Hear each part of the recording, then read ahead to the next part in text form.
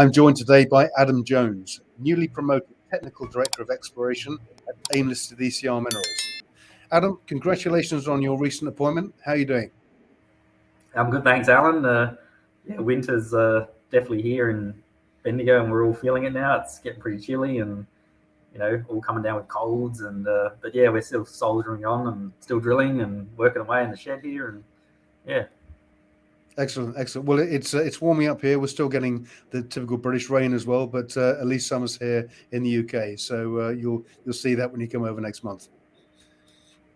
Looking forward to it. Okay, so we spoke recently about the quality of gold intercepts at HR3 in Baillieston, something that I know greatly impressed your Chief Executive, Andrew Haythorpe, on your site visit with him last month.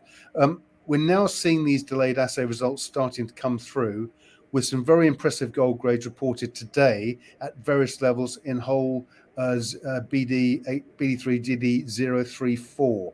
Can you talk us through these gold grades that have come through on the assays today? And I'm going to bring up a slide with some maps. Yeah.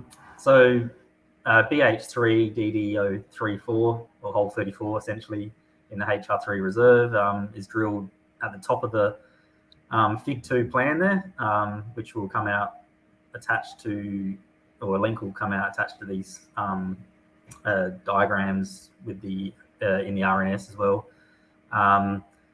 So hole 34 was drilled, really it was just to drill nearby hole 19, where we had some pretty modest gold grades. I think it was reported back in February, early this year, I think it was.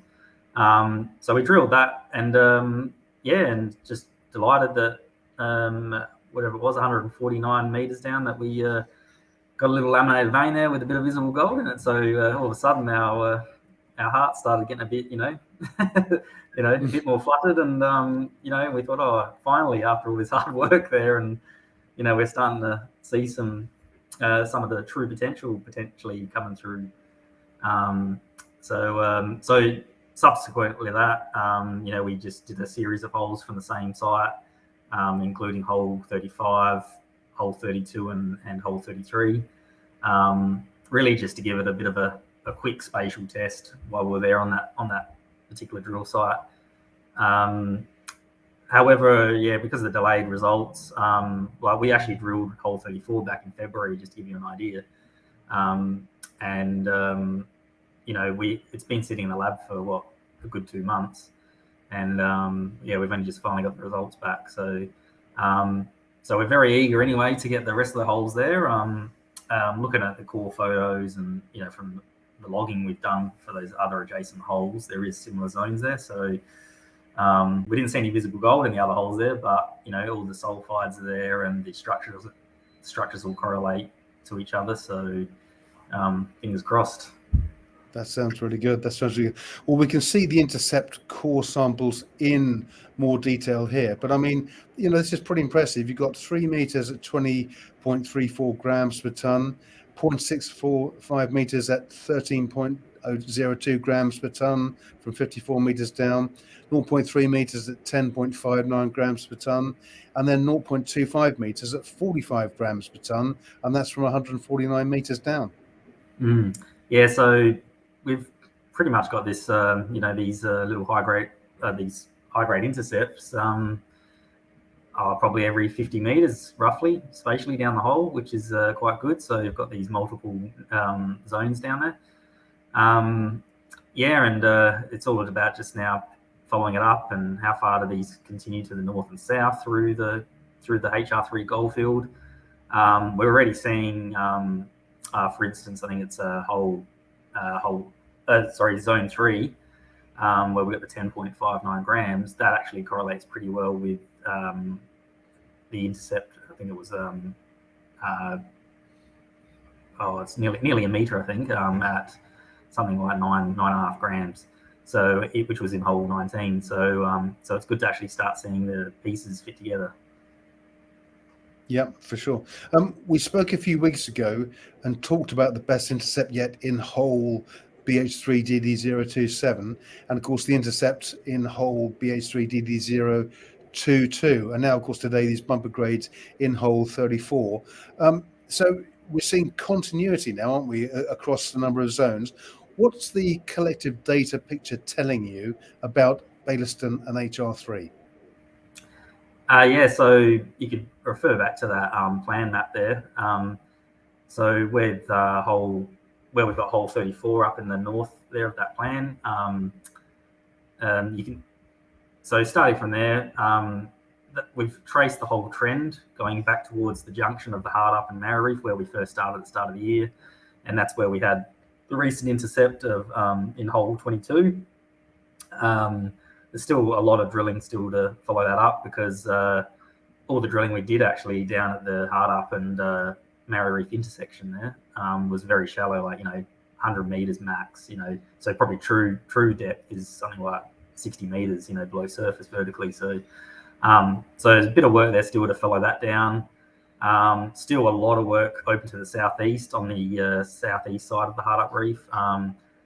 The pattern of the old gold workings at surface there by the outline of all the pits and shafts are showing that very similar structures and cross-cutting structures such as the Hard Up Reef and Narrow Reef are still continuous to the southeast. And besides a bit of basic soil geochemistry and sampling we've done into last year, there's been no drilling there at all. So yeah, depending on a bit of a outcome, I suppose, between hole 34 and back towards that junction of the two reefs, will probably dictate,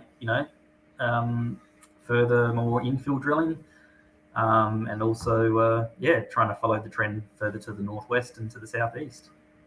Okay, so is it too early to say this, but the case for developing a mine on ECR's land at the Ngambie-Rushworth Road, is it getting stronger by the day? With those intercepts, it's definitely given a lot more confidence in the area there. The property there is actually situated about 1 kilometre to the south of actually this deposit, so it is sort of on the trend, so to speak, further to the south. We actually do know, speaking of the property at Baillieston, we do know there's a couple of old, like old mining scratchings, as you call them, and which have got some mineralization there. But that's something we'll look into following up at some stage later on, just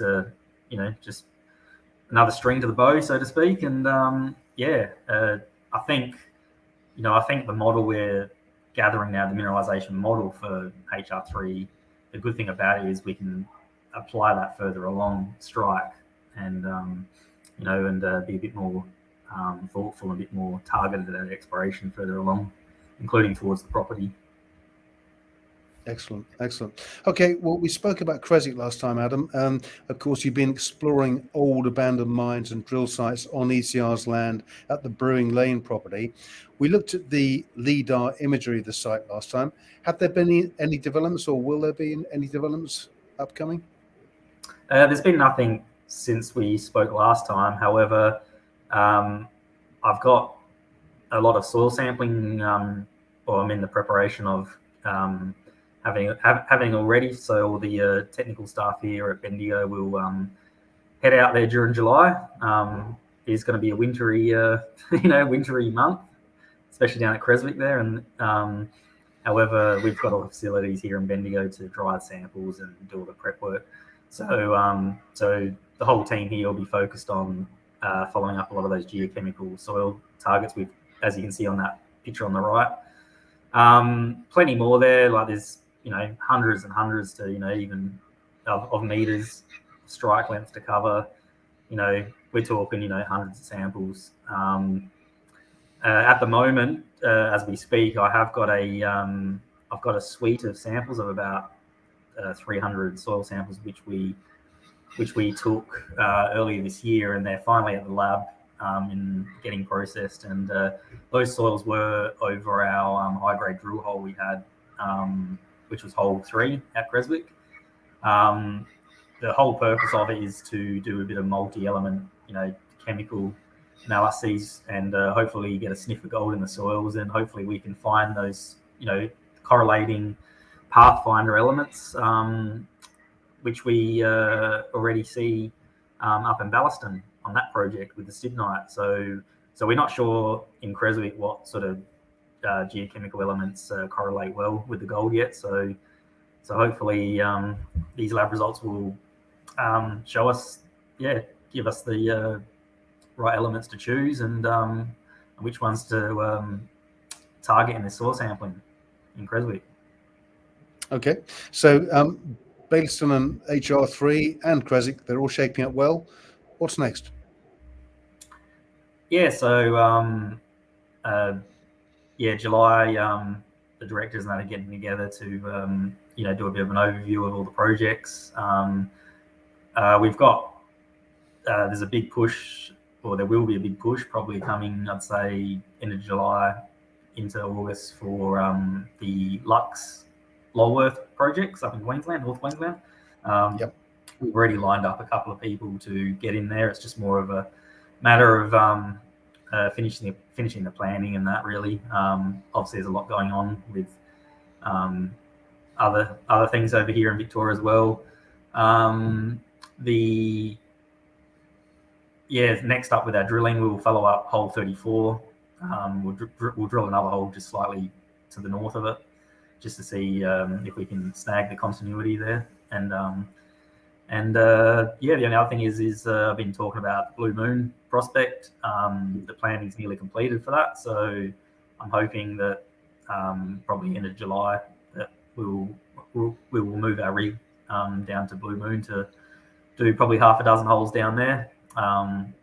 And then I'll probably move the rig back up to where we are at HR3 and just finish off drilling to the southeast where we know it's still open. So just to get a bit more data there. And then at this stage, the drill rig is likely going to be moving back down to Creswick later in the year. So that's the bigger picture for me. So or for us, team. So yeah. Well, Adam, we look forward to talking with you again when you have the other assay results from HR3. Meanwhile, Adam Jones, Technical Director of Exploration at ECR Minerals, thank you for joining us today. Thank you, Alan.